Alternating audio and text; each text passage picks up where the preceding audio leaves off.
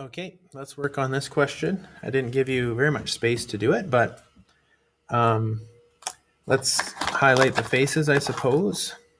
What we're going to do is notice first thing that this yellow face is the exact same as this back circle here. So if I looked straight ahead at this, looking this direction, I'm going to see that this circle is the exact same as the back circle in terms of surface area. Same surface area. So in that regard, you'll never need to calculate that tiny little circle. You'll never need to. It's not even part of the question. So if you do, it's the area of that little circle. If you do, that's just a waste of time. You can, if you calculate it, then you're going to need to add it and then subtract it and then add it, but you'll never need to do that. So just to let you know, we're going to find just first step. Let's start off with the area of the big area of this circle, and then we multiply it by 2. Okay, so let's go ahead and do that. Area of the circle. And in fact, I'm going to just label it yellow circle, like that maybe. And I'm going to calculate by going pi r squared. Now we say there's 2 of them, so let's multiply by 2.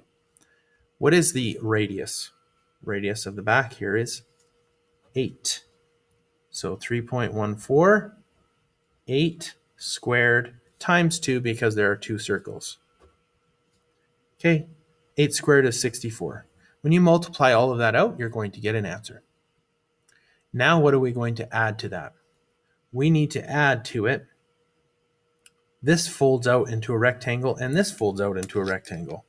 So there are 2 different rectangles here. Let's make one blue and make the other, I wonder if this orange still works. I was having trouble with it earlier. Still kind of works. Orange. So now I have blue rectangle.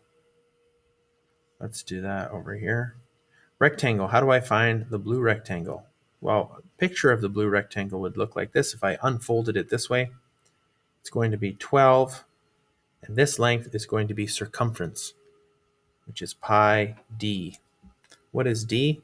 16. So we multiply 12. Area of this is going to be 12 times pi d, or 16. So 12 times 16 times pi, you're going to get that answer. Right? That's the blue one. What is the little orange one there? Same thing. 12 as well. And what's the circumference there in this case? Pi d. What's d? 4. So I have 12 times pi times 4. Multiply that out. You're going to get, if I move this up, you're going to get another surface area. Okay, these I guess should be surface areas instead of just area, but area of triangles. Okay, so those are surface areas. You're going to get that. That's going to be of the orange one. So now I multiply all these out.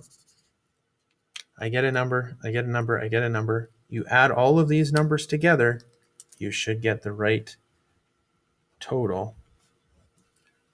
And it should be in centimeters squared, but in the Go formative, don't put any units.